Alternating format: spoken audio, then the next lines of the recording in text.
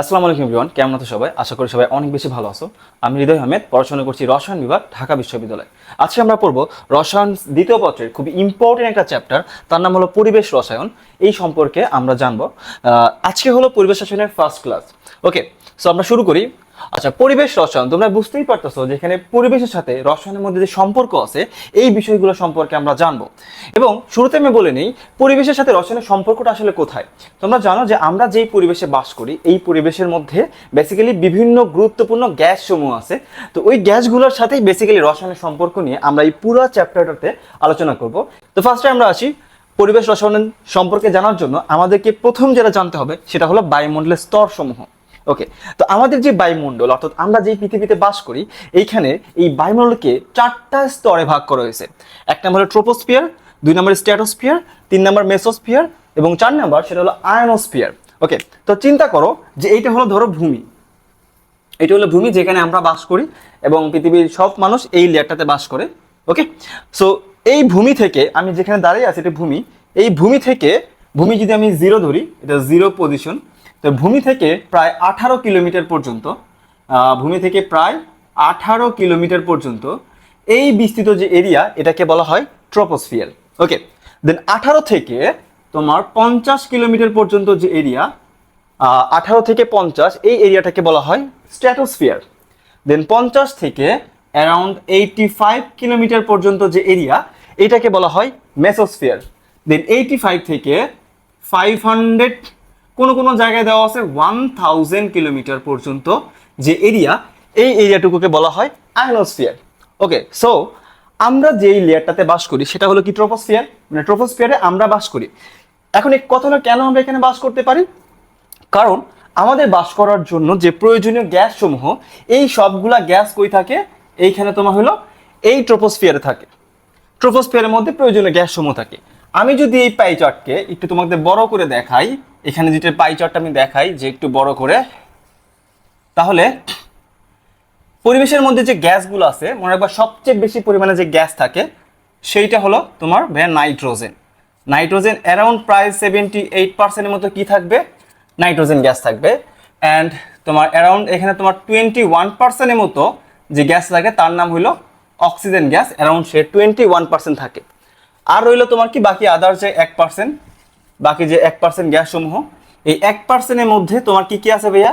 এর মধ্যে আছে কার্বন ডাইঅক্সাইড গ্যাস, এর মধ্যে আছে আর্গন আছে, এর মধ্যে হিলিয়াম আছে, এরকম তোমার হলো মিথেন আছে, এরকম বিভিন্ন টাইপের গ্যাস আছে। স্পেশালি এমসিকিউর জন্য মনে রাখবা এই যে কার্বন ডাইঅক্সাইড, স্পেশালি কার্বন ডাইঅক্সাইডের পরিমাণ থাকে 0.03%। ওকে, এটা এমসিকিউতে মাঝে মধ্যে আসে। তো যেটা বলতেছিলাম যে ট্রোপোস্ফিয়ারে আমরা কেন বাস করতে পারি, কারণ ট্রোপোস্ফিয়ারে বাস করতে পারি এই জন্য যে এই স্তরে বেসিক্যালি এই ইম্পর্টেন্ট গ্যাসগুলো থাকে এবং আমাদের বাঁচার জন্য যে প্রয়োজনীয় গ্যাস সেটা হলো অক্সিজেন, এইটা প্রায় থাকে 21%-এর মতো, আর সবচেয়ে বেশি থাকে নাইট্রোজেন। ওকে, সো এইখানে একটা মজার একটা জিনিস যে তুমি যদি কাউকে গিয়ে আস্ক করো যে আমরা নিঃশ্বাসে মানে নিঃশ্বাস না, আমরা যখন শ্বাস নেই তাহলে কোন গ্যাসটা সবচেয়ে বেশি পরিমাণে আমাদের ফুসফুসে যায়, যে কেউ বলবে অক্সিজেন গ্যাস, কিন্তু অ্যাকচুয়ালি এটা হবে কিন্তু নাইট্রোজেন গ্যাস। কেন? কারণ তুমি যদি চিন্তা করো একটা সমুদ্রের মধ্যে বা কোনো পুকুরের মধ্যে যদি শ্বাস নাও তাহলে তোমার ভিতর লাংসে কি যাবে? এখানে স্বাভাবিক পানি যাবে। কেন পানি যাবে? কারণ চারপাশে পানি বেশি আছে। ঠিক তেমনি আমরা যেই অ্যাটমসফিয়ারের মধ্যে বাস করি এই অ্যাটমসফিয়ারে নাইট্রোজেনের পরিমাণটা বেশি আছে, যে কারণে আমরা যখন শ্বাস নিই তখন নাইট্রোজেনটা সবচেয়ে বেশি পরিমাণে যায়। এন্ড কথা হলো ভাইয়া এই নাইট্রোজেনটা গিয়েও কেন আসলে আমাদের কোনো ক্ষতি করতে পারে না বা কোনো বিক্রিয়া কেন করতে পারে না? কারণ হলো তোমার এই যে নাইট্রোজেনটা আছে ভাইয়া, এই নাইট্রোজেনটা আমি যদি মুছে দেখাই, এই নাইট্রোজেনটা বেসিক্যালি একটা নাইট্রোজেন আর এর সাথে তোমার হলো ট্রিপল বন্ডের মাধ্যমে যুক্ত থাকে, ট্রিপল বন্ড। তো এই বন্ডটা ভাঙার জন্য অ্যারাউন্ড তোমার হইল 3000 ডিগ্রি সেলসিয়াস টেম্পারেচার এবং তোমার হইল 945 কিলোজুল পার মোল। তো 3000 ডিগ্রি সেলসিয়াস টেম্পারেচার এবং 945 কিলোজুল পার মোল এনার্জি লাগবে এটা ভাঙতে, যেইটা আমাদের ফুসফুস প্রোভাইড করতে পারে না, যে কারণে নাইট্রোজেনটা একটা নিষ্ক্রিয় গ্যাস হিসাবে আমাদের লাংসে যাবে এবং নিষ্ক্রিয় গ্যাস হিসেবে এটা আমাদের লাংস থেকে বের হয়ে আসবে। ওকে, এই জন্য বলা হয় নাইট্রোজেনকে নিষ্ক্রিয় গ্যাসের পরে সবচেয়ে বেশি নিষ্ক্রিয় মৌল সেটা হলো নাইট্রোজেন। আচ্ছা, আমরা আমাদের পরে আবার ফিরে আসি। তাহলে আমরা ট্রোপোস্ফিয়ারে কেন বাস করতে পারি? কারণ এখানে বাস করার জন্য যে প্রয়োজনীয় গ্যাস সমূহ এগুলো সব ট্রোপোস্ফিয়ারে থাকে। তারপর আসো ভাইয়া স্ট্র্যাটোস্ফিয়ার। স্ট্র্যাটোস্ফিয়ার হইল যে ভূমি থেকে 18 কিলোমিটার উপর থেকে 50 কিলোমিটার পর্যন্ত যে এরিয়া, এটাকে বলে স্ট্র্যাটোস্ফিয়ার। এবং স্ট্র্যাটোস্ফিয়ারে একটা খুবই ইম্পর্টেন্ট গ্যাস থাকে, সেইটা হইল ওজোন গ্যাস, O3, বা এটাকে বলা হয় কি ওজোন গ্যাস থাকে, ওজোন গ্যাস। তো ওজোন গ্যাস কি করে ভাইয়া? ওজোন গ্যাস তোমার একটা লেয়ার তৈরি করে রাখে, এখানে একটা কি থাকে, একটা এরকম একটা তোমার লেয়ার তৈরি করে।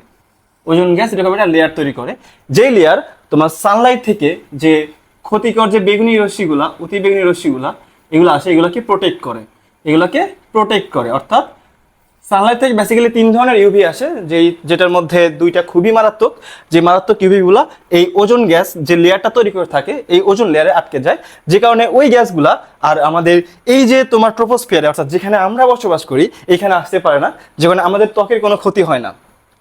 এবং মজার বিষয় হলো, যেহেতু তোমার এই স্ট্র্যাটোস্ফিয়ারের মধ্যে কোনো গ্যাস নাই, যে কারণে এখানে জেট প্লেন চলাচল করতে পারে। এখন বলতে ভাইয়া কি বললেন, গ্যাস নাই জন্য জেট প্লেন চলাচল কেন করবে? এই জিনিসটা আমি একটু তোমাদের বুঝাই। দেখো, আমি কি বলছি যে আমাদের বাঁচার জন্য যে প্রয়োজনীয় গ্যাস সমূহ সবগুলা কোথায় আছে? সবগুলা ট্রোপোস্ফিয়ার আছে, তাই না? ট্রোপোস্ফিয়ারে আছে। এন্ড গ্যাসগুলা থাকলে কি হয়? একটু দেখো, যে আমরা যে ঝড় বৃষ্টি, সাইক্লোন, এইগুলা যে সম্মুখীন হয়ে থাকি, পৃথিবীতে যত ঝড় বৃষ্টি সাইক্লোন যা কিছু দেখো, সবগুলা হয় তোমার হলে ট্রোপোস্ফিয়ারে। ট্রোপোস্ফিয়ারে কি হয়?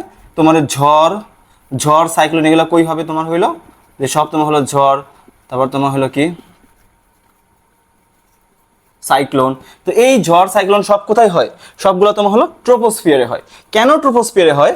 কারণ হইলো গ্যাস সমূহ। এখন কথা হলো, গ্যাস সমূহের কারণে তোমার সাইক্লোন হবে? হ্যাঁ, আমরা জানি যে এই ট্রোপোস্ফিয়ারে এই গ্যাসগুলো থাকার কারণে, অর্থাৎ প্রধান গ্যাসগুলো কি কি বলছিলাম, যে তোমার হলো অক্সিজেন, তারপরে তোমার হলো নাইট্রোজেন, তারপর তোমার হলো কার্বন ডাইঅক্সাইড, এরকম তোমার কি আছে, যে আর্গন আছে।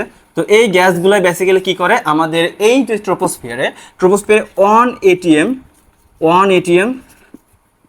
চাপ তৈরি করে, অর্থাৎ এই ট্রোপোস্ফিয়ারের মধ্যে এই গ্যাসগুলা কি করে, অন অ্যাটমসফিয়ার চাপ তৈরি করে রাখে, অর্থাৎ পুরা এরিয়া জুড়ে এই চাপের মানটা 1 অ্যাটমসফিয়ার থাকে।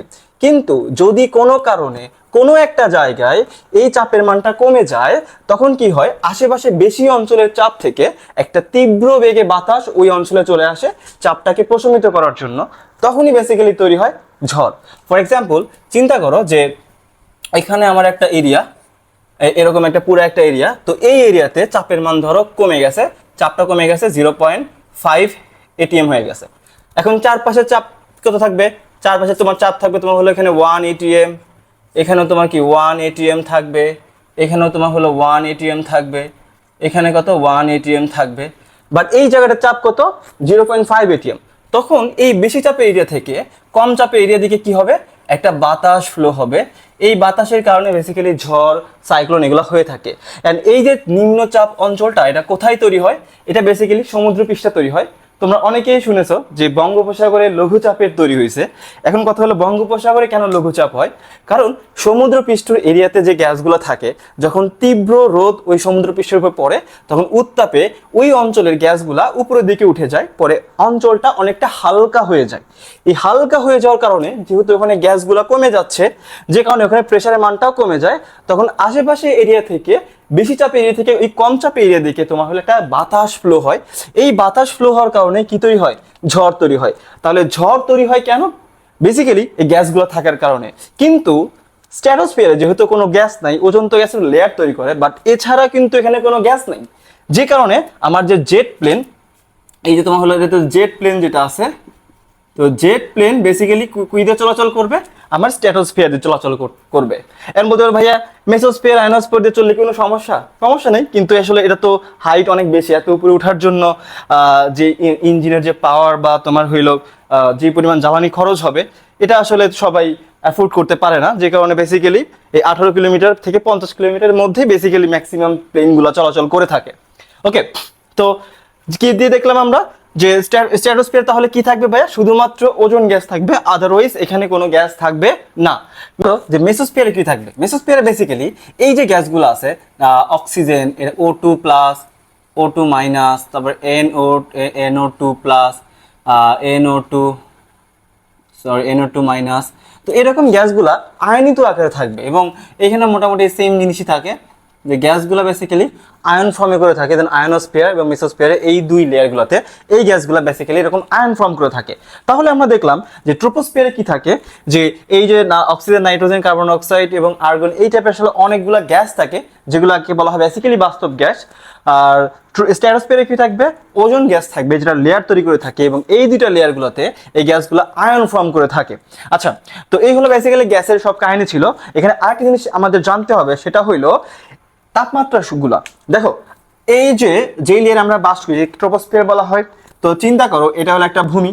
তো আমরা যেখানে বাস করি এখানে নর্মাল টেম্পারেচার কত ধরা হয়, 25 ডিগ্রি সেলসিয়াস। তাহলে এখানে তাপমাত্রা কত হবে, 25 ডিগ্রি সেলসিয়াস। তাহলে তুমি ভূমি থেকে যত উপরে উঠবা এইখানে এসে তখন দেখবা তাপমাত্রা ধীরে ধীরে কমতে থাকে।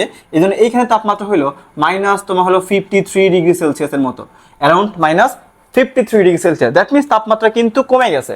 যে কারণে দেখবা যে যারা তোমার মাউন্ট এভারেস্ট বা পাহাড়ের উপরে ওঠে তখন তারা যত উপরের দিকে যায় তারা একটা স্পেশাল স্যুট পরে যায়। দুইটা কারণেই করে এটা। এক, ওইখানে তাপমাত্রা অনেক কম থাকে, অ্যান্ড সেকেন্ড যে কারণটা সেটা হইলো যে তুমি ভূমি থেকে যত উপরের দিকে উঠবা এই যে গ্যাস সমূহ, এই গ্যাসের পরিমাণটা ধীরে ধীরে কমে আসে।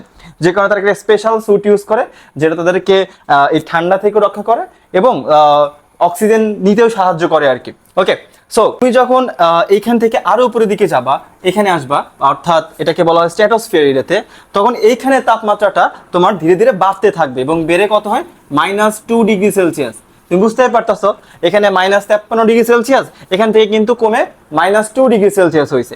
দেন এখান থেকে তুমি যদি আরো উপরের দিকে উঠো, অর্থাৎ এই যে মেসোস্ফিয়ার এরিয়াতে যাও, তখন দেখবা যে এর চূড়াতে তাপমাত্রা তোমার হলো -92 ডিগ্রি সেলসিয়াস। দ্যাট মিনস এইটা কিন্তু -2 থেকে আরো অনেক কম।